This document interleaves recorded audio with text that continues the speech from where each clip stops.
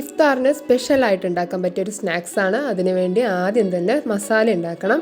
സബോളയും പച്ചമുളകും കൂടി വഴറ്റുക, ആവശ്യത്തിന് ഉപ്പിടുക, പിന്നെ ഇഞ്ചിയും വെളുത്തുള്ളിയും കൂടി ഇട്ടിട്ട് നന്നായിട്ട് ഇളക്കുക. പച്ചമണം മാറുമ്പോൾ മസാലപ്പൊടികളെല്ലാം ചേർക്കുക. ഉപ്പ്, മഞ്ഞൾപ്പൊടി, മുളക് പൊടി, പിന്നെ ഒരിത്തിരി മല്ലിപ്പൊടിയും കൂടി ചേർക്കുക. എന്നിട്ട് അത് സൈഡിലോട്ട് വെച്ചിട്ട് 2 മുട്ട ഇതുപോലെ ഒന്ന് കുത്തിപ്പൊരിക്കുക. കുരുമുളക് പൊടി ഉപ്പും കൂടി ഇട്ടിട്ട് കുത്തിപ്പൊരിക്കുക കേട്ടോ.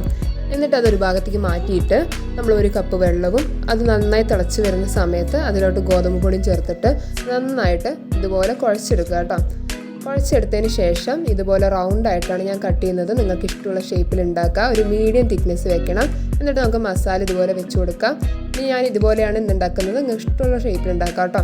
അപ്പോൾ വെള്ളം തിളപ്പിക്കുമ്പോൾ ഇത്തിരി ഓയിലും ഉപ്പും കൂടി ചേർക്കാൻ മറക്കരുത്. എന്നിട്ട് ഇതുപോലെ കോട്ട് ചെയ്യുക. ബ്രെഡ് ക്രംസും അതുപോലെ കോൺഫ്ലോറും മൈദയും തമ്മിലുള്ള ഒരു ബാറ്ററിലാണ് ഞാൻ കോട്ട് ചെയ്തെടുക്കുന്നത്. ഒരു മീഡിയം ഫ്ലെയിമിൽ ഇതുപോലെ പൊരിച്ചെടുക്കുക. ഇത്രയേ ഉള്ളൂ. എല്ലാവരും ട്രൈ ചെയ്യുക കേട്ടോ.